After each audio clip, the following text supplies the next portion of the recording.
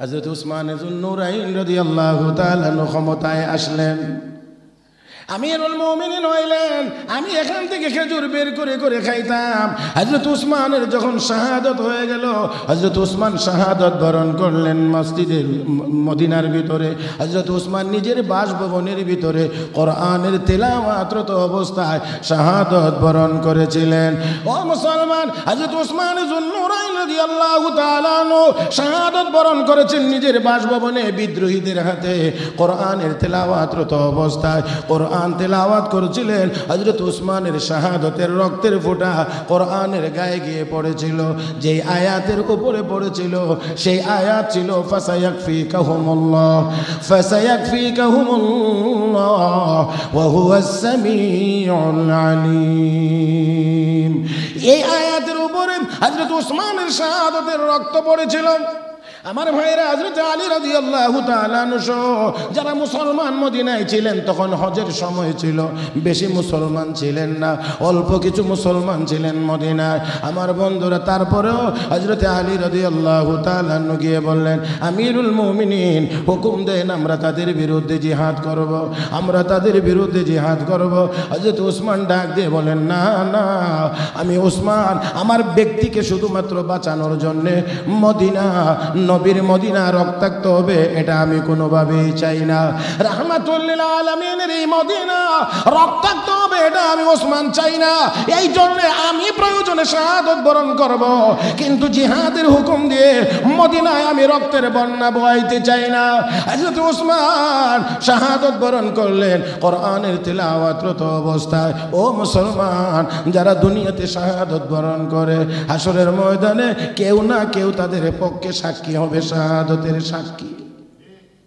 শাহাদাতের সাক্ষী হবে, কারো সাক্ষী হবে গাছ, কারো সাক্ষী হবে মসজিদ, কারো সাক্ষী হবে ময়দান, কারো সাক্ষী হবে পাহাড়। যে কোনো জিনিস তার শাহাদাতের পক্ষে আল্লাহর দরবারে সাক্ষী হবে। আল্লাহ, তোমার এই বান্দা শহীদ হয়েছিলেন, শাহাদাত বরণ করেছিলেন। আর আল্লাহর নবীর সাহাবী হযরত উসমান যুন্নুরাইন রাদিয়াল্লাহু তাআলা নূর শাহাদাতের সাক্ষী হবে স্বয়ং আল্লাহর কোরআন।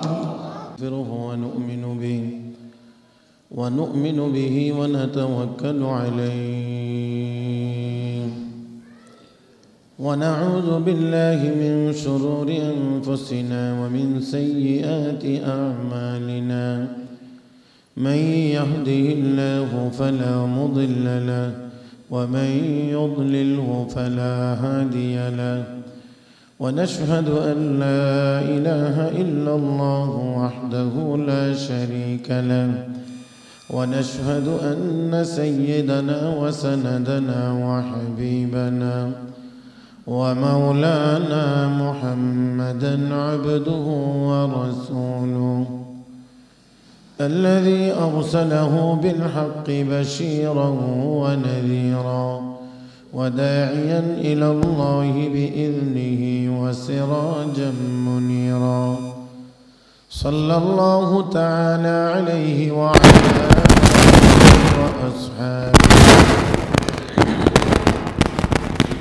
وأصحابه وبارك وسلم تسليما كثيرا.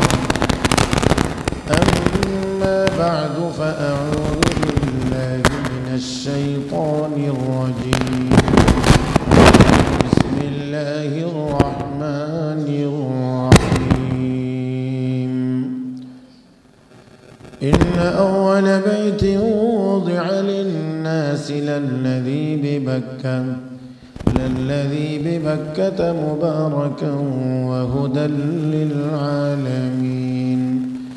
فيه آيات بينات مقام إبراهيم ومن دخله كان آمنا. ولله على الناس حج البيت من استطاع إليه سبيلا. ومن كفر فإن الله غني عن العالمين. آمنت بالله صدق الله مولانا العظيم وصدق رسوله النبي الأمي الكريم، ونحن على ذلك لمن الشاهدين والشاكرين، والحمد لله رب العالمين. اللهم صل على محمد وعلى آل محمد كما صليت على إبراهيم وعلى آل إبراهيم إنك حميد مجيد. اللهم بارك على محمد وعلى آل محمد كما باركت على إبراهيم وعلى آل إبراهيم إنك حميد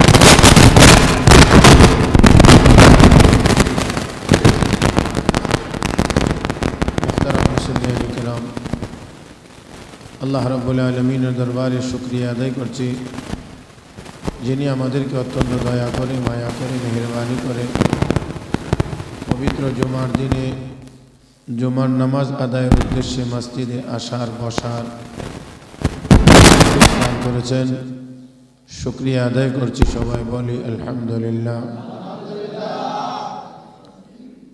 গত জুমায় আমরা কিছু কথা বলেছিলাম, আল্লাহ রাব্বুল আলামিন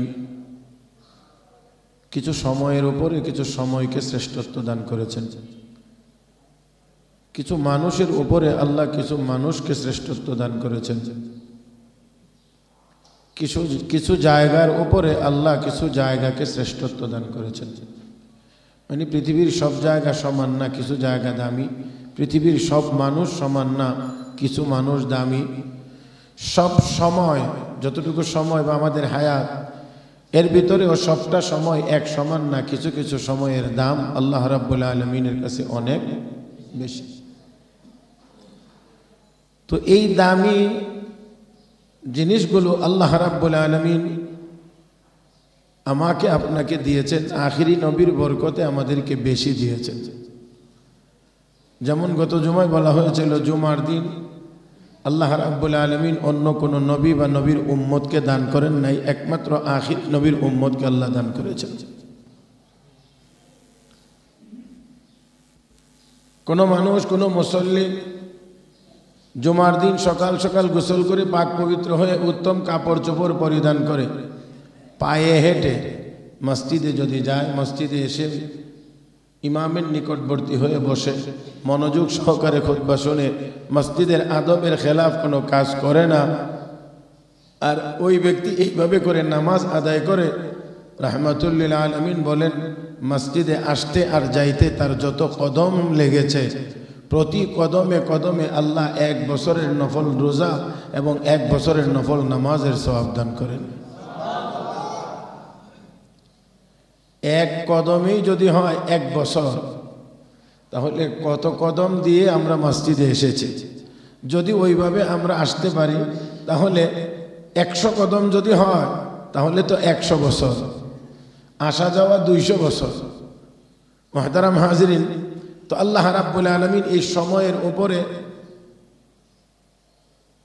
সপ্তাহের 7 দিনের উপরে এই শুক্রবার দিন জুমার দিনকে আল্লাহ রাব্বুল আলামিন শ্রেষ্ঠত্ব দান করেছেন। একজন মানুষের হায়াতের ভিতরে যৌবনকালটাকে আল্লাহ রাব্বুল আলামিন শ্রেষ্ঠত্ব দান করেছেন। এই জন্য এই সময়ের ইবাদতের দাম বেশি, মূল্য বেশি, মর্যাদা বেশি। এই সময়টা যারা কাজে লাগাইবে আল্লাহ রাব্বুল আলামিনের কাছেও তারা দামি হবে, তারা শ্রেষ্ঠ হবে। হাদিস শরীফে রাসূল করিম সাল্লাল্লাহু আলাইহি ওয়াসাল্লাম ঘোষণা করেছেন, আল্লাহ রাব্বুল আলামিন হাসরের মাঠে যে 7 প্রকার মানুষকে আরশে আজিমের নিচে জায়গা দান করবেন, এর মধ্যে হবে একদল যুবক, ওয়ারাজুলুন ওয়াশাবুন নাশা ফি ইবাদাতিল্লাহ, ওই যুবক যে যার যৌবনকালকে আল্লাহর ইবাদতের ভিতর দিয়ে পার করেছে, এমন যুবকদেরকে আল্লাহ রাব্বুল আলামিন তার আরশের নিচে জায়গা দান করবেন।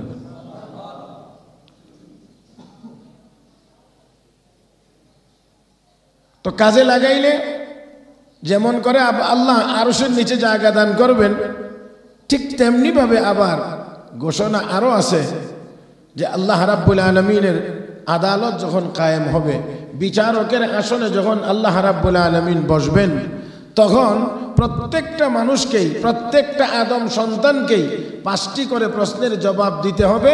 না দেওয়া পর্যন্ত একটি কদমও কেউ উঠাইতে পারবে না, নাড়াইতে পারবে না, আগাইতে পারবে না। এর মধ্যে একটা প্রশ্ন থাকবে। প্রথম প্রশ্নই হবে আন উমরিহি ফিমা আফনা, তোমার পুরো হায়াত কোথায় খরচ করেছো, যতটুকু হায়াত দিয়েছিলাম কিভাবে ব্যবহার করেছো, জবাব দাও। তার সাথে দ্বিতীয় নম্বর প্রশ্ন হবে ওয়ান শাবাবিহি ফিমা আবলা, তোমার এই হায়াতের ভিতরে একটা দামি সময় ছিল যৌবনকাল, এই সময়টা কোন কাজে ব্যবহার করেছো, এটার জবাব দাও। তাহলে যেমন করে জবাব দেওয়া লাগবে, ঠিক তেমনিভাবে নেক কাজে ব্যবহার করলে আবার আরশে আজিমের নিচে জায়গাও পাওয়া যাবে। তাহলে অবশ্যই এটা একজন মানুষের জীবনের মধ্যে যত মাস যত বছর আছে, এর মধ্যে সবচেয়ে শ্রেষ্ঠ সময়টা হলো তার যৌবনকাল। এই জন্য এটার গুরুত্ব বেশি। আল্লাহ রাব্বুল আলামিন আমাদের সবাইকে জীবনের প্রতিটা মুহূর্ত যেন আল্লাহর ইবাদতের ভিতরে আমাদেরকে পার করার তৌফিক দান করেন। তো মুহতারাম হাজিরিন, আল্লাহ রাব্বুল আলামিন মানুষকে মানুষের উপরে শ্রেষ্ঠত্ব দান করেছেন। সারা পৃথিবীতে যত মানুষ আছে, সকল মানুষের চাইতে আল্লাহ রাব্বুল আলামিন ইমানদারকে শ্রেষ্ঠ বানাইছেন। ইমানদাররা হলেন শ্রেষ্ঠ। হাদিস শরীফে আল্লাহ রাসূল সাল্লাল্লাহু আলাইহি ওয়াসাল্লাম ঘোষণা করেছেন, লা তাকুমুস সাআ হাত্তা ইউকালা ফিল আরদি আল্লাহ আল্লাহ আল্লাহ আল্লাহ বলার মতো একজন মানুষ থাকবে তো দুনিয়াও থাকবে, আসমান জমিন সব ঠিক থাকবে। একজন ইমানদার থাকবে না তো দুনিয়া ঠিক থাকবে না।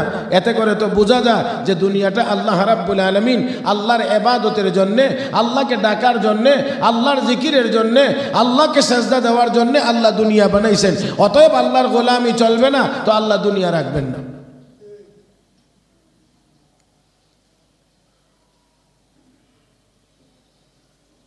সমস্ত মানুষগুলোর উপরে আল্লাহ রাব্বুল আলামিন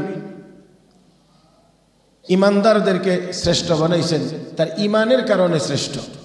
যত দুর্বলই হোক তার ইমান, সেই ইমানদারদের মধ্যে আল্লাহ রাব্বুল আলামিন ধাপে ধাপে ধাপে ধাপে ধাপে ধাপে শ্রেষ্ঠত্বের আসন নির্ধারণ করেছেন। একেবারে একেবারে সর্বোচ্চ আসনে বসা আছেন আমার আপনার নবী, দু জাহানের নবী, বিশ্ব নবী, নবী মুহাম্মদুর রাসূলুল্লাহ সাল্লাল্লাহু আলাইহি ওয়াসাল্লাম। সবচাইতে উপরের আসনে আমার আপনার নবী বসা। তো যাই হোক, আসুন, তো আল্লাহ রাব্বুল আলামিন এই শ্রেষ্ঠত্ব যে দান করেছেন, গত জুমায় বলা হয়েছিল দুনিয়ার সব জায়গার চাইতে মসজিদ শ্রেষ্ঠ, আর সকল মসজিদগুলোর চাইতে বাইতুল মুকাদ্দাস শ্রেষ্ঠ। বাইতুল মুকাদ্দাস জেরুজালেমে যা অবস্থিত, বাইতুল মুকাদ্দাস আমাদের প্রথম কেবলা। এই কেবলা সর্বোত্তম, সব মসজিদের চাইতে শ্রেষ্ঠ। সেই বাইতুল মুকাদ্দাসের চাইতে মসজিদে নববী, মদিনার মসজিদ শ্রেষ্ঠ। আর সেই মসজিদে নববীর চাইতেও বাইতুল্লাহ, কাবাতুল্লাহ যা মক্কায় অবস্থিত, সেই ঘর শ্রেষ্ঠ। আল্লাহ রাব্বুল আলামিন বলেন, ইন্না আউওয়ালা বাইতি উযিআ লিন-নাস লাল্লাযী বিবাক্কাতা মুবারাকান ওয়া হুদাল লিল-আলামিন فيه آيات بينات مقام إبراهيم ومن دخله كان آمنا ولله على الناس حج البيت من استطاع إليه سبيلا ومن كفر فإن الله غني عن العالمين। এই পৃথিবীর সর্বপ্রথম ঘর যা মানুষের জন্য বানানো হয়েছে,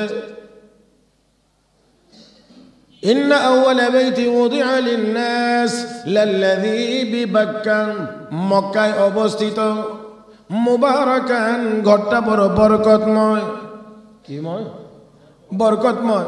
তাহলে এই ঘর আল্লাহ বানাইছেন বরকত হিসেবে, বরকতময়। মুহতারাম হাজিরিন, তাহলে এই বরকত যদি কেন্দ্রীয় মসজিদ হয় তাহলে এই মসজিদগুলো হলো শাখা, তাহলে বরকত তো ওইখানে নাজিল হবে আর সেখান থেকে বন্টন হয়ে সব যা মসজিদে মসজিদে যাবে। মুহতারাম হাজিরিন, কিতাবে লেখে যে কোনো মহল্লায় আল্লাহর রহমত নাজিল হয় তো এটা আগে মসজিদে নাজিল হয়, এখান থেকে অন্যদিকে ছড়ায় সব দিকে। তাহলে মসজিদের সাথে যাদের সম্পর্ক হবে মসজিদের সাথে, তাদের জীবন হবে বরকতময়, তাদের জীবন হবে বরকতময়। মুহতারাম হাজিরিন, আমরা বুঝি আর না বুঝি, আমাদেরকে অবশ্যই অবশ্যই স্বীকার করতে হবে যেই জীবনের ভিতরে রব্বে করিমের পক্ষ থেকে বরকত নাই, মাল বেশি হওয়ার পরেও আরাম নাই। এই জন্যে দোয়ার মধ্যে আমাদের বুজুর্গরা সেখানে দোয়া করবে আল্লাহ যেন বরকতওয়ালা মাল দান করেন, বরকতওয়ালা মাল যেন দান করেন। আমার ভাইয়েরা, রসুল করিম সাল্লাল্লাহু আলাইহি ওয়াসাল্লামের সাহাবী হযরত আবু হুরায়রা রাদিয়াল্লাহু তাআলা আনহু, হযরত আবু হুরায়রা রাদিয়াল্লাহু তাআলা আনহু, এই সাহাবীকে বরকতের সাহাবী বলা হতো। হযরত আবু হুরায়রা রাদিয়াল্লাহু তাআলা আনহু, আমরা মোটামুটিভাবে কম বেশি সবাই জানি যে হযরত আবু হুরায়রা রাদিয়াল্লাহু তাআলা নবীর দরবারে সব সময় পড়ে থাকতেন, সব সময় পড়ে থাকতেন। নবী দুনিয়া থেকে ইন্তেকাল করার মোটামুটি 3 বছর বা তার চেয়ে সামান্য কম বেশি আগে হযরত আবু হুরায়রা কালেমা পড়ে মুসলমান হয়েছিলেন। তাহলে মুসলমান হওয়ার পরে খুব অল্প সময় আল্লাহর নবীকে হযরত আবু হুরায়রা পেয়েছেন, 3 বছরের মতো। কিন্তু দেখা গেছে সেই আবু হুরায়রা সব সাহাবীর চাইতে বেশি হাদিস বর্ণনা করেছেন। সব সময় নবীর দরবারে পড়ে থাকতেন, নবীর জবান থেকে কোনো কিছু নি বের হয় আর উনি এই কথাটা শুনতেন। হযরত আবু হুরায়রা রাদিয়াল্লাহু তাআলার হালত এক সময় ছিল খুব বেশি মুখস্থ থাকতো না। একদিন আল্লাহর নবী আসলেন আর বললেন, কে আসো, তোমার চাদরটা বিছাইয়া দিবে আমাকে বসার জন্য।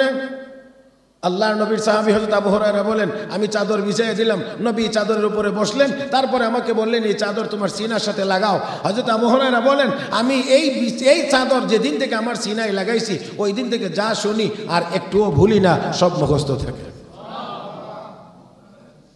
আর ভুল হয় না, ভুলই না।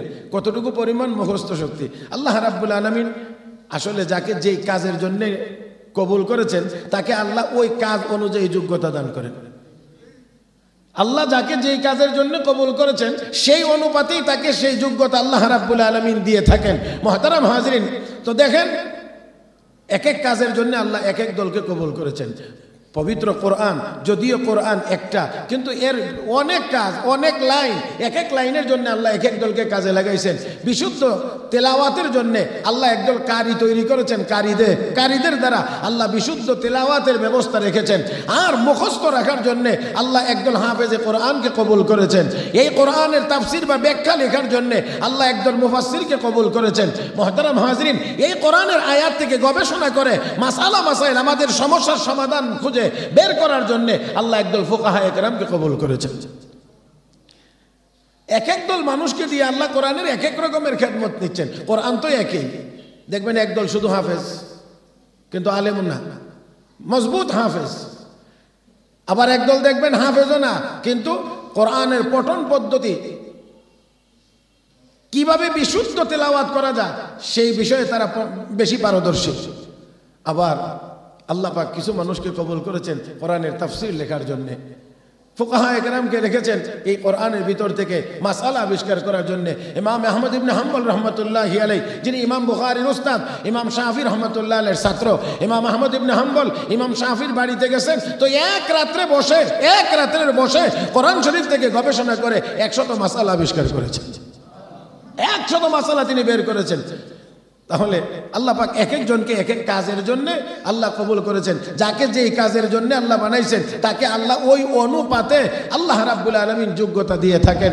হযরত আবু হুরায়রা রাদিয়াল্লাহু তাআলা আনহুকে যেন আল্লাহ রাব্বুল আলামিন হাদিসের জন্য কবুল করেছেন। এই জন্য মুখস্থ শক্তি অসাধারণ আল্লাহ রাব্বুল আলামিন ওনাকে দান করেছেন। একবার ওনাকে পরীক্ষা করার জন্য, কারণ উনি কথায় কথায় কথায় কথায় হাদিস বলতেন, এই জন্যে ওনাকে একবার পরীক্ষা করার জন্যে এক খলিফা ওনার দরবারে ডাকছেন।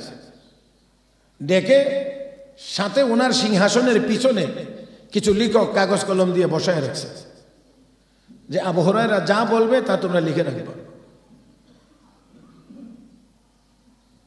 হযরত আবু হুরায়রা যখন গেছেন তখন অত্যন্ত আদবের সাথেই বলতেছে, ইয়া সাহাবী রাসূলুল্লাহ সাল্লাল্লাহু আলাইহি ওয়াসাল্লাম, হে আল্লাহর নবীর সাহাবী, হাদিসনা মিয়াত হাদিস মিন হাদিস রাসূলুল্লাহ সাল্লাল্লাহু আলাইহি ওয়াসাল্লাম, আপনি আমাদেরকে দয়া করে নবীর 100 হাদিস একটু তেলাওয়াত করে শোনান।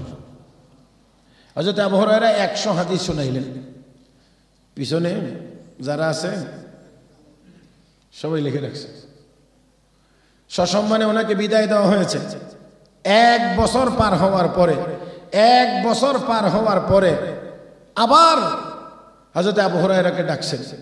ডেকে বলছেন, আর ওই লেখক যারা লিখে রাখছিল তাদেরকে আবার ওই খাতা দিয়ে পিছনে বসায় রাখছে, তোমরা মিলাইয়া দেখবা এবার যা বলে আর গত বছর যা বলেছিল মিলে কিনা। ওনার মুখস্থ শক্তি যাচাই করা হচ্ছে।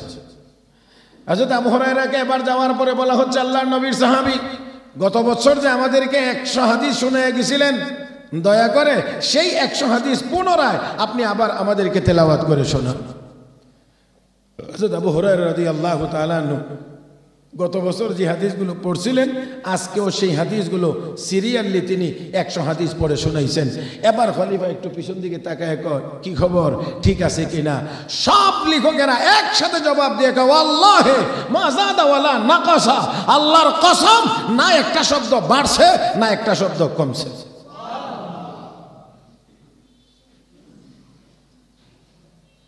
আল্লাহ।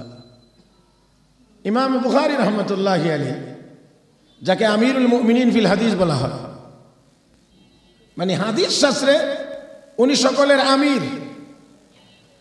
ইমাম বুখারী রাহমাতুল্লাহি আলাইহি ওনাকে পরীক্ষা করার জন্য একবার বাগদাদে নেওয়া হয়েছে। আল্লাহ, আমি আপনাদেরকে কতটুকু বুঝাইতে পারবো একটু খেয়াল করে যদি বুঝেন আর কি আপনারা, তাহলে আমার জন্য সহজ হবে। যাওয়ার পরে 10 জন মুহাদ্দিস, 10 জন বসানো হয়েছে। এক একজনে 10টা করে হাদিস পড়বে। আপনারা একটু ভালোভাবে খেয়াল করতে হবে। 10 জন মুহাদ্দিস, এক একজনের 10টা করে হাদিস ওনাকে শোনাইবেন। এখানে একটা কথা আগে বুঝে নিতে হবে, হাদিসের বর্ণনা সূত্রকে সনদ বলা হয়। কে কার কাছ থেকে শুনছেন, কে কার কাছ থেকে শুনছেন, কে কার কাছ থেকে শুনছেন, রাসূল পর্যন্ত, এটাকে সনদ বলা হয়। আর মূল হাদিসটাকে মতন বলা হয়। বর্ণনা সূত্র হলো কে কার কাছ থেকে, যিনি বর্ণনা করছেন এই হাদিস উনি কার কাছ থেকে শুনছেন, উনি কার কাছ থেকে শুনছেন, উনি কার কাছ থেকে শুনছেন, এইভাবে করে এই বর্ণনাটাকে সনদ বলা হয়। তো 10 জন মুহাদ্দিস ঠিক করা হয়েছে 10টা করে হাদিস পড়বেন। তবে সনদ এক হাদিসের, মতন আরেক হাদিসের। যেই বর্ণনা সূত্রে যেই হাদিস সেটা না, বর্ণনা সূত্র একটা, মূল হাদিস আর একটা লাগাইয়া দেওয়া হয়েছে। এইভাবে করে 10 জনে 10টা করে হাদিস পড়বে। এবার বলেন দেখি কেমন উল্টা পাল্টা, সনদ একখানের, হাদিস আর একখানের নিয়ে লাগাইয়া দেওয়া হয়েছে। এইভাবে একজনে এরকম করে একটা হাদিস পড়ছেন, পরে জিজ্ঞেস করা, এবার ইমাম বুখারীকে জিজ্ঞাসা করছেন এই হাদিসের ব্যাপারে আপনার মতামত কি? ইমাম বুখারী আস্তে করে জবাব দিয়ে বলছেন, লা আরিফুহু, এই হাদিস আমি চিনি না, এই হাদিস আমি চিনি না। দ্বিতীয় হাদিস পড়ছে, তো দ্বিতীয় হাদিস ও একইভাবে পড়ছেন, সনদ এক জায়গার, হাদিস আর এক জায়গায়। এখন আবার বলছেন, ফামা রায়ুকা ফি হাযাল হাদিস, লা আরিফুহু, আমি এটা চিনি না। এইভাবে করে উনি 10 হাদিস শেষ করছেন। দ্বিতীয় জন একই পদ্ধতিতে 10 হাদিস পড়ছেন। এক এক হাদিস পড়ার পরেই জিজ্ঞেস করেন হাদিসের ব্যাপারে আপনার মতামত কি? লা আরিফুহু, আমি চিনি না। এইভাবে করে 10 জন 10 হাদিস করে পড়লেন, 100 হাদিস পড়া হয়েছে। 100 হাদিসেই সনদে আর মতনে কোনো মিল নাই, সনদ এক জায়গার, হাদিস আর এক জায়গার, জোড়া দেওয়া হয়েছে। এবার 10 জনে যখন 100 হাদিস পড়া শেষ করলেন উলট পালট করে, এবার ইমাম বুখারী রাহমাতুল্লাহ আলাইহি আবার ডাইন দিকে আসলেন। 1 নাম্বার উনাকে বলছেন, আপনি প্রথম হাদিস পড়েছিলেন এই হাদিসের সনদ বলছিলেন এই, হাদিস বলছিলেন এই, আপনার এই সনদে এই হাদিস নয়, আপনার এই সনদের সাথে ওই হাদিস। এবার উনি যেইভাবে 1 নাম্বার আপনি বলছিলেন এই সনদ, এই সনদে বলছিলেন এই হাদিস, এই সনদে এই হাদিস নয়, এই সনদে ওই হাদিস। দ্বিতীয় হাদিস পড়ছিলেন এইভাবে আপনি পড়েছিলেন, এই সনদ এই হাদিস, আপনার এই দ্বিতীয় সনদের হাদিস এটা না ওইটা। জানি না আমি বুঝাইতে পারছি কিনা। উনি যা পড়ছিলেন প্রথমে ওনারটা শোনাইলেন, যে উলট পালটটা করছিলেন এই উলট পালট শোনাইলেন, তারপরে সঠিকটা কোনটা ওই সঠিকভাবে বললা তারপরে ওনাকে ঠিক করছেন। একজন করে ঠিক করার পরে দ্বিতীয় জনকে ধরছেন, আপনি এই 10 হাদিস এইভাবে পড়ছিলেন, এই সনদ এই হাদিস, এই সনদ এই হাদিস, এই সনদ এই হাদিস, এই সনদে এই হাদিস না, এই সনদে ওই হাদিস, ওই সনদে এই হাদিস, এইভাবে করে দ্বিতীয় জনকে ঠিক করলেন। 10 জনে মিলে যে 100 হাদিস সনদে আর মতনে উল্টা পাল্টা করে পড়ছিলেন, ইমাম বুখারী প্রত্যেকেরটা একবার শোনার মধ্য দিয়ে মুখস্থ করেছিলেন, তাদের ভুলটাও ঠিক মুখস্থ করেছিলেন, আবার সংশোধন কোনটা এটাও তিনি পাল্টা সবাইকে শোনাইয়া দিয়েছেন।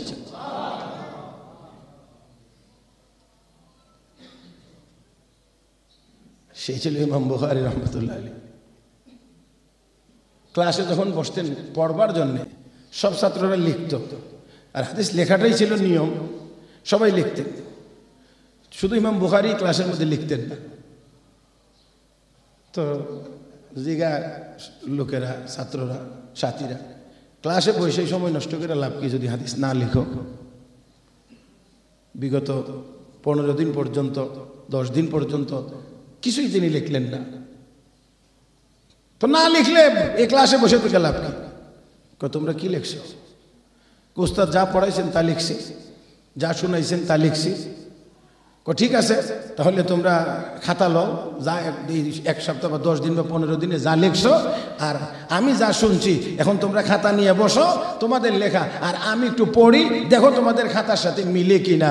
এবার ইমাম বুখারী পড়া শুরু করলেন, তো ওই খাতাওয়ালারা কয় শুধুমাত্রই যে ঠিক পড়ছেন তা না, বরঞ্চ আমাদের লিখতে গিয়ে যে টুকটাক 2-1টা শব্দ টব্দ ছুটছে বা একটু এদিক ওদিক হয়েছে, ইমাম বুখারীর পড়ার থেকে আমরা আমাদের খাতাটাও ঠিক করে নিছি। তো আল্লাহ রাব্বুল আলামিন এক একজনের উপরে শ্রেষ্ঠত্ব দান করেছেন। মুহতারাম হাজরিন, তো আবার আমি আবারও বলছি, তো হাদিস শাস্ত্রে ইমাম বুখারী রাহমাতুল্লাহ আলাইহি আমিরুল মুমিনিন ফিল হাদিস, আবার ফিকহ ক্ষেত্রে ফুকাহায়ে কেরামের মধ্যে ইমাম আবু হানিফা রাহমাতুল্লাহ আলাইহি হলেন ইমামে আজম, তিনি বড় ইমাম। ওনার এক উস্তাদ বহুত বড় মুহাদ্দিস ইমাম বুখারী রাহমাতুল্লাহ আলাইহির সনদের ভিতরেও সেই ইমাম আমাশ সুলাইমান ইবনে মেহরান আল আমাশের নাম আছে। ইমাম আমাশ রাহমাতুল্লাহি আলাইহি অনেক বড় মুহাদ্দিস, সেই মুহাদ্দিসের ছাত্র ইমাম আজম আবু হানিফা রাহমাতুল্লাহি আলাইহি। কিন্তু লক্ষ্য করে দেখেন, ইমাম আজম আবু হানিফা রাহমাতুল্লাহ আলাইহি ওনার কাছ থেকে হাদিস পড়েছেন। সেই ইমাম আমাশের বাড়িতে একদিন চোর ঢুকছে, চোরে ঢুকে মালামাল যখন সব রেডি করছে, তো ইমাম আমাশ সজাগ হয়ে গেছে। সজাগ হয়ে গেলে চোরেরা এখন তো চিন্তা, এখন আমাদেরকে তো চিনে ফেলছে, হুজুর তো গিয়ে সকালবেলায় লোকদের কাছে জানাইবে যে এই লোকগুলো গত রাত্রে আমার বাড়িতে চুরি করতে ঢুকছিল। এই জন্য সবাই মিলে হুজুরের উপরে এবার অ্যাটাক হলো এই যে হুজুর আপনি কিন্তু কারো কাছে আমাদের নাম বলতে পারবেন না। এইভাবে যদি 10 জন 15 জন চোরে অ্যাটাক করে, তাহলে উনি তো বলবেনই অবশ্যই যে আমি বলবো না। তো এখন এটার উপরে কি ঠিক থাকবে কিনা, এটা তো একটা কথা। এখন তারা না হুজুর আপনি মনে হয় বলে দিবেন, না বলছি তো আমি বলবো না, না আপনি বলে দিবেন, না আমি বলছি বলবো না। আপনি যদি নাই বলেন তাহলে আপনি একটা কথা আমাদের মানতে হবে, বলে কি যে আপনি বলেন যে আপনি যদি বলে দেন তাহলে আপনার স্ত্রী 3 তালাক। আপনি যদি আমাদের নাম বলে দেন তাহলে আপনার স্ত্রী কয় তালাক? 3 তালাক। আল্লাহ, সুরেরাও মাসালা জানতো আগে, ডাকাতেরাও মাসালা জানে, ফতোয়া জানতো, আর আমরা মাশাআল্লাহ মুসল্লিরাও মাসালা জানি না। তাহলে ইমাম আহমদ রহমতুল্লাহ আলাইহি কি করবেন? অপারক হয়ে এই কথা বলছেন। বলার পরে চোরেরা তো মাশাআল্লাহ খুব মজা করে চুরির মাল নিয়ে গেছে। পরের দিন ওনারে দেখাইয়া ওই মেইন রোডে বইয়া মাল বিক্রি করতেছে। বিক্রি করলে কি হবে? ওনার তো মুখ বন্ধ, মাল গেছে, যাক, তো বউ ঠিকঠাক হোক। এই জন্যে এই খবর ওনারই ছাত্র ইমাম আজম আবু হানিফা রহমতুল্লাহ আলাইহির কাছে গিয়ে পৌঁছে। দৌড়ে আসছেন, হযরত হযরত আপনার বাড়িতে বলে চুরি হয়েছে। বাবারে, চুরি যে হয়েছে এটা মনে কোনো কষ্ট না, চুরি যে হয়েছে এখানে আমার কোনো কষ্ট না। তো কষ্ট কোনটা নেই? কষ্ট হয়েছে এই চুরি করা মাল আমার চোখের সামনে বিক্রি করে, কিন্তু আমি কিছু বলতে পারি না, এটা হলো কষ্ট। চুরি যে করছে, মাল যে নিয়ে গেছে, এখানে আমার কষ্ট না। কেন, কি হয়েছে? তারা আমার রাত্রি এই কথা বলা গেছে যে আমি যদি নাম যদি বলে দেই তাহলে আমার স্ত্রী হয়ে যাবে 3 তালাক। এখন আমার মাল গেছে, যাক, তবু স্ত্রী ঠিকঠাক হোক, এই জন্য বলতেও পারতেছি। ইমাম আজম আবু হানিফা রহমতুল্লাহ আলাইহি মুস্কি হাসি দিয়ে বললেন, হযরত, চোরও ধরা পড়বে, আপনার বাড়ি হলিও ঘর হলিও ঠিক থাকবে ইনশাআল্লাহ, ব্যবস্থা হচ্ছে। ইমাম আহমদ রহমতুল্লাহ আলাইহি বলেন, বাবা আগে একটু বুঝাইয়া বলো যে কিভাবে, কারণ নাম বললেই তো আর নাই, শেষ। তো এখন তুমি আবার কোনটা বলতে চাইতেছো? হযরত আপনি চিন্তা করবেন না, টেনশন করবেন না, আগে আমাকে একটু বুঝাইয়া বলো। হযরত পুরা বাজার ঘেরাও দেব, কিছু লোক সকল নিয়ে এই বাজার পুরাটা ঘেরাও করব। এই বাজারে যত বিক্রেতা আছে আজকে, যত বিক্রেতা, ক্রেতা না, যত মানুষ আজকে বাজারে মাল নিয়ে বিক্রি করতেছে, একজন একজন করে ধরে আপনার সামনে আনবো, এনে আমি বলবো, হুজুর এটা কি চোর? যদি চোর না হয়, সবগুলো তো চোর না, যদি চোর না হয় তাহলে আপনি জোরে বলবেন, না এটা চোর না। আর যদি চোর হয় তো আপনার কিছু বলারই দরকার না, খালি নীরব থাকবেন। হ্যাঁ, যদি চোর হয় তাহলে আপনার কোনো কিছু বলার দরকার নাই। যেটা না, এটা জোরে বলবেন, না বললে তো সমস্যা নাই, চোর বললে সমস্যারও দরকার নাই। যেটা চোর না, শুধু এটার বেলায় বলবেন জোরে, না এটা চোর না। আর যেটা চোর, আপনি নীরব থাকবেন। তারা তো বলছে আপনার নাম বললে 3 তালাক হবে, তো আপনার নাম বলারই দরকার নাই, খালি নাটা বলবেন জোরে, হাঁটা এমনি বেরিয়ে যাবে। কথা বুঝেন নাই? এক লোক বাড়িতে মালামাল চুরি হয়েছে, তো বিচারকের কাছে গেছে, যাওয়ার পরে বলতেছে আমার বাড়িতে চুরি হয়েছে। এমন কোন লোক আছে বা কারে কারে আপনার সন্দেহ হয় যে যারা চুরি করতে পারে? এরকম এরকম এরকম এরকম 10-15 জনের নাম বলছে। বিচারক সবাই ডাকে আনছে, আনার পরে বলতে আছে আপনাদের মধ্যে স্বীকার করে ফেলেন কে তার বাড়িতে চুরি করছেন। কেউ কেউ না করে, সবাই না করে, কেউ রাজি হয় না চুরি করছে। আচ্ছা ঠিক আছে, যদি আপনারা কেউ চুরি না করে থাকেন তো ভালো কথা, তবে আমি সবার হাতে এক সমান, এক লম্বা, সবার হাতে একটা করে ছোট ছোট লাঠি দেব। এই লাঠিটা সবাই নিয়ে আজকে যার যার বাড়িতে রাখবেন, আগামীকাল আবার এসে এনে আমার কাছে জমা দিবেন। তো জমা দিলে কি হবে?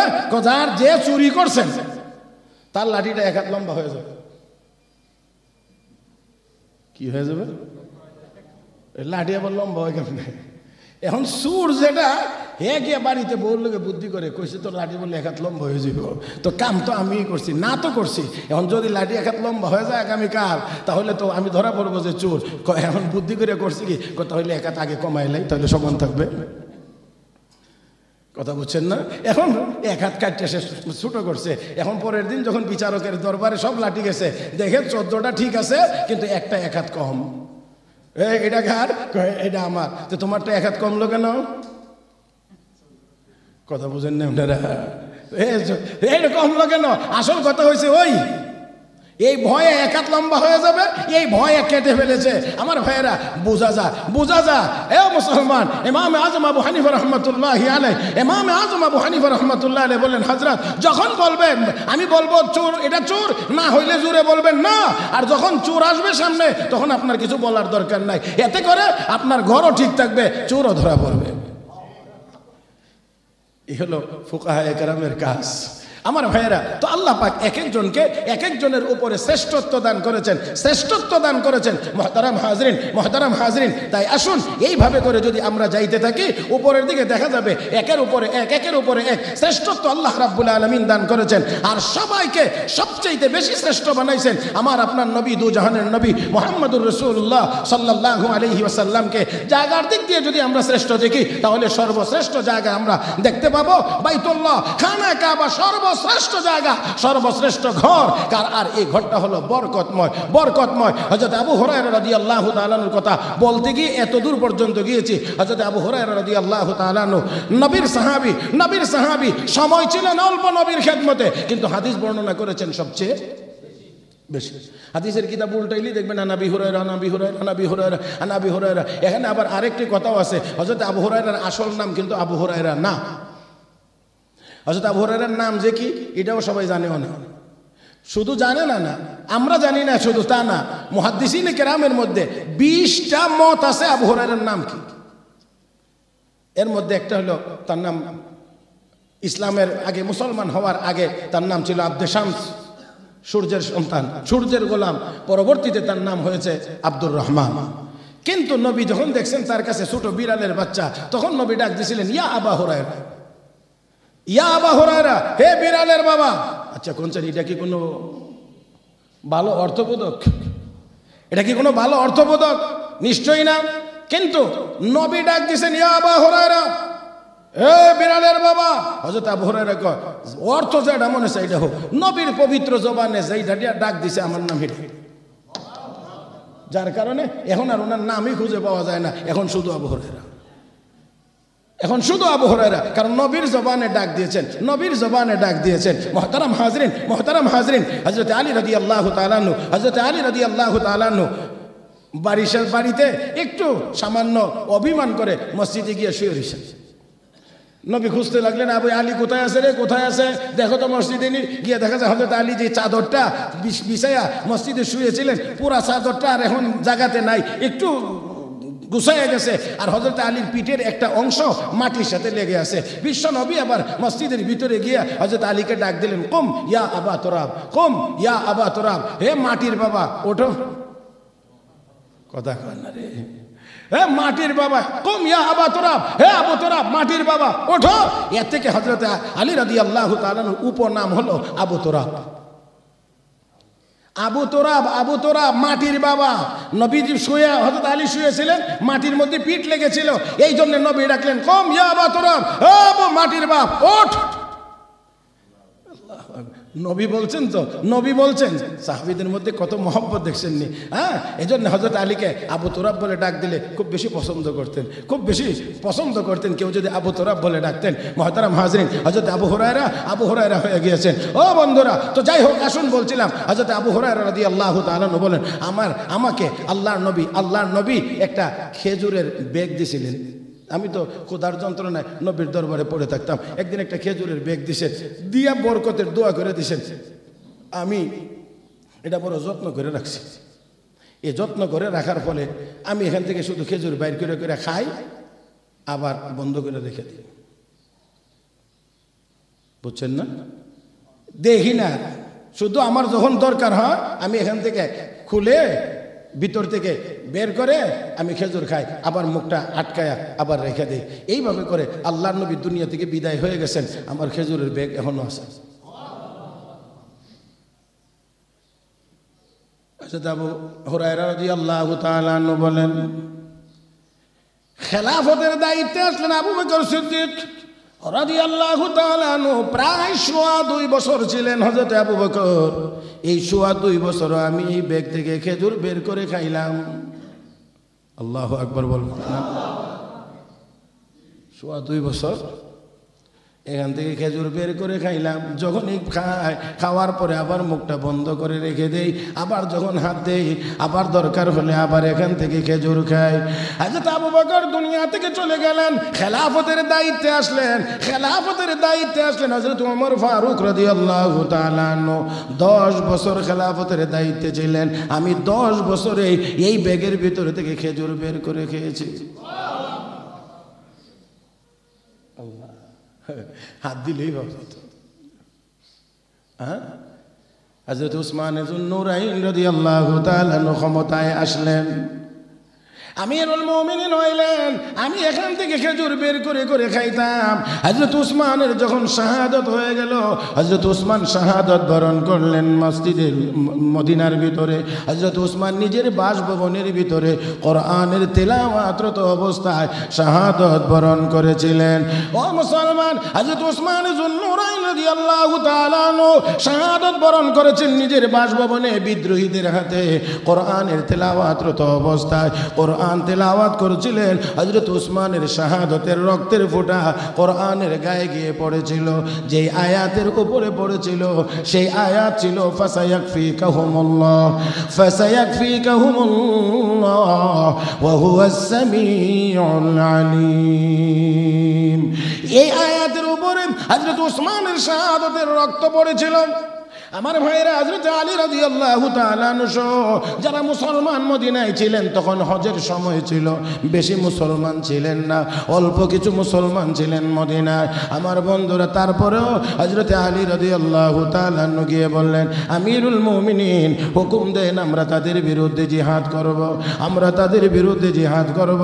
হযরত উসমান ডাক দিয়ে বলেন, না না, আমি উসমান আমার ব্যক্তিকে শুধুমাত্র বাঁচানোর জন্যে মদিনা, নবীর মদিনা রক্তাক্ত হবে এটা আমি কোনোভাবেই চাই না। রাহমাতুল লিল আলামিনের এই মদিনা রক্তাক্ত হবে এটা আমি ওসমান চাই না। এই জন্য আমি প্রয়োজনে শাহাদাত বরণ করব, কিন্তু জিহাদের হুকুম দিয়ে মদিনায় আমি রক্তের বন্যা বহাইতে চাই না।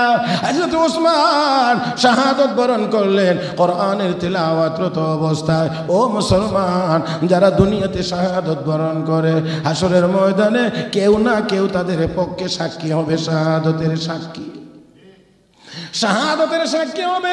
কারো সাক্ষী হবে গাছ, কারো সাক্ষী হবে মসজিদ, কারো সাক্ষী হবে ময়দান, কারো সাক্ষী হবে পাহাড়।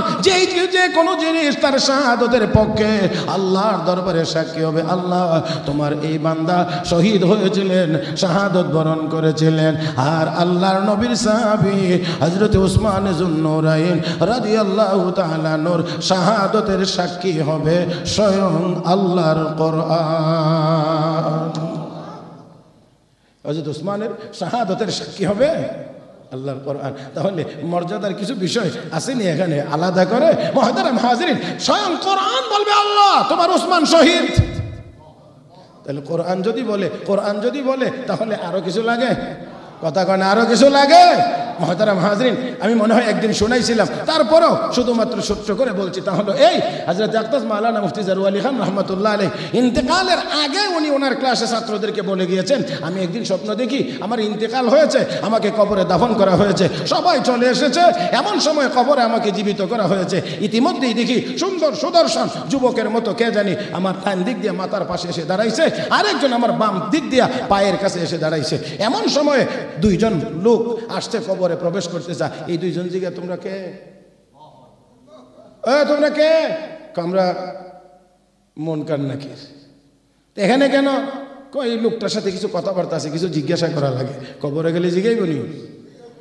কি জিগাইতে চাও? কাগজে লিখে দাও, কলম দাও, আমরা উত্তর দিয়ে দেই। লোকটাকে ডিস্টার্ব করে না, চলে যাও।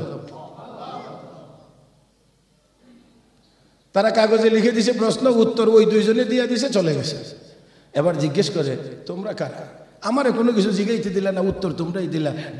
ডাইন সাইডে যে সে আমি হইলাম তোমার জীবনের ফজরের নামাজ। খুব গুরুত্ব সহকারে ফজরের নামাজ তুমি আদায় করেছো সারা জীবন। এই জন্য আল্লাহ আমাকে তোমার সহায়তার জন্য কবরের মধ্যে প্রেরণ করে দিয়েছে। বাম পাশে যিনি দাঁড়িয়ে আছেন, তুমি কে? আমি হলাম তোমার জীবনের কোরআন। কোরআন তোমার জীবনের তেলাওয়াত করা কোরআন, এবং কোরআনের যে তাফসির তুমি পড়াইতা, বড় গুরুত্ব সহকারে কোরআনের তাফসির পড়াইতা। এই জন্য আল্লাহ আমাকে প্রেরণ করে দিয়েছেন তোমার সহায়তা করার জন্য। হযরত এই কথা নিজে বলার পরে বলেন, এমন স্বপ্ন দেখতে তো ভালোই লাগে, এমন স্বপ্ন দেখতে তো ভালোই লাগে। ও মুসলমান, দেখেন, উনি বলেন, আমি একদিন রাস্তা দিয়ে হাঁটছি, হঠাৎ করে তাকায় দেখি পিছনে এক সাপ আমার দিকে দৌড়ে আসতেছে। আমি খুব দ্রুত হাঁটতে লাগলাম, কিন্তু যতই দ্রুত হাঁটি ততই দেখি এটা আমার আরো নিকটে চলে আসছে। তখন বুঝলাম যে এটা আমি দ্রুত হেঁটে আর কিছু করতে পারবো না, কয়েকবার ঘুরে দাঁড়াইলাম, কোরআনের কিছু আয়াত দোয়া পড়লাম, পড়ার পরে জমিন একটা দাগ দিলাম, এভাবে একটা রেখা টান দিয়ে বললাম তিলকা হুদুদুল্লাহ, এটা আল্লাহর দেওয়া সীমানা। তিলকা হুদুদুল্লাহ, এটা আল্লাহর দেওয়া সীমানা। যেই মাত্র এই আয়াতগুলো পড়ে দোয়া পড়ে আমি যখন এমনি টান দিলাম, রেখা দিলাম, দাগ দিয়ে বললাম এটা আল্লাহর সীমানা, সাপ এখানে এসেই দাঁড়ায় গেছে, সামনের দিকে আর আগায় না। মুহতারাম হাজিরিন, তাহলে আল্লাহ রাব্বুল আলামিন কিছু মানুষের উপরে মানুষকে শ্রেষ্ঠত্ব দান করেছেন। আমরা শ্রেষ্ঠত্ব খুঁজি ভিন্নভাবে। সেই জন্য আসুন, মসজিদ হলো বরকতময় জীবনের জায়গা।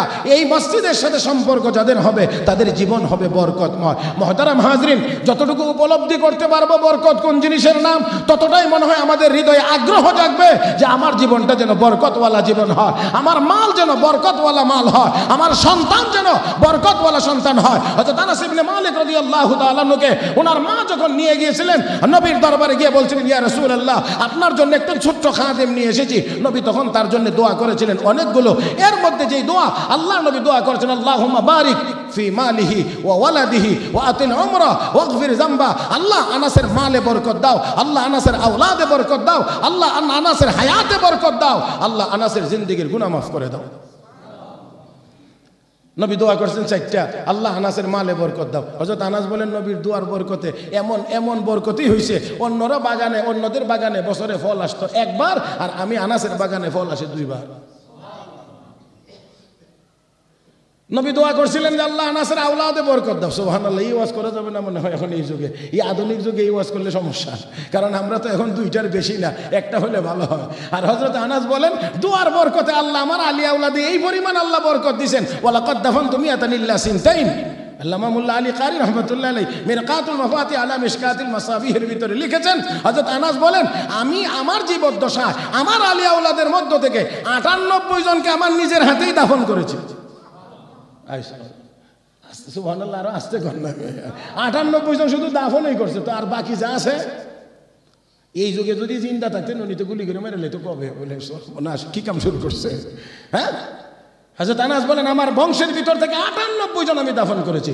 আর হযরত আনাস তাও বলেছেন ওয়ানা আরজুর রাবিয়া আল্লাহ। 3 নম্বর হলো রাসূল দোয়া করেছেন আল্লাহ আনাসের হায়াতে বরকত দাও, হায়াত লম্বা করে দাও। আল্লাহ এত লম্বা আমার হায়াত দিয়েছেন, ওয়ালাকাদ বাকিতু হাত্তা সাইমাতিল হায়াত, আল্লাহ আমার এত লম্বা হায়াত দিয়েছে যে আমার আর দুনিয়াতে থাকতে আর ভালো লাগে না। আর কত থাকবো দুনিয়াতে, বিরক্ত হয়ে গেছি, দুনিয়া আমার জন্য পুরান হয়ে গেছে, এটা তার থাকতে ভালো লাগে না। এত লম্বা হায়াত আল্লাহ আমাকে দান করেছিলেন। হযরত আনাস বলেন নবীর 3 দোয়া তো আমি দুনিয়াতে নগদই হয়ে এলেছি, তো আরেকটা যে রয়েছে আল্লাহ রাসূল দোয়া করেছেন আল্লাহ আনাসের গুনাহ মাফ করে দাও। আনা আরজুর রাবিয়া, আমি আশাবাদী নবীর 4 নম্বর দোয়াও কবুল হয়েছে, আর আমার গুনাহ আল্লাহ মাফ করে দেবেন। আল্লাহ আমাদেরকে বুঝার তৌফিক দান করুন, সবাই বলি আমিন। মুহতারাম হাজরিন, তো আমরা বরকতওয়ালা জীবন চাইলে মসজিদওয়ালা জীবন লাগবে। কথাগণ। তো মসজিদের সাথে সম্পর্ক জান দিয়েও হতে হবে, মাল দিয়েও হতে হবে। গত জুমায় 10 জন পাইছিলাম, 10 জন। আমার একটা টার্গেট আছে, আপনাদেরকে পরে শোনাইব। তবে আজকে আল্লাহর বান্দা কে আছেন, একজন মানুষ, আমি তো আগেই বলছি বাড়াই নাই, বাড়ানোর চিন্তাও করি নাই, ওই আগে যেটা চলছিল চলে আসছিল সেটার উপরেই কথা। আল্লাহর বান্দা কে আছেন আজকের জুমায় একটা নাম লেখাইবেন যে ইনশাআল্লাহ আমি অমুক প্রতি মাসে এই মসজিদে 300 টাকা দিয়ে আমি এই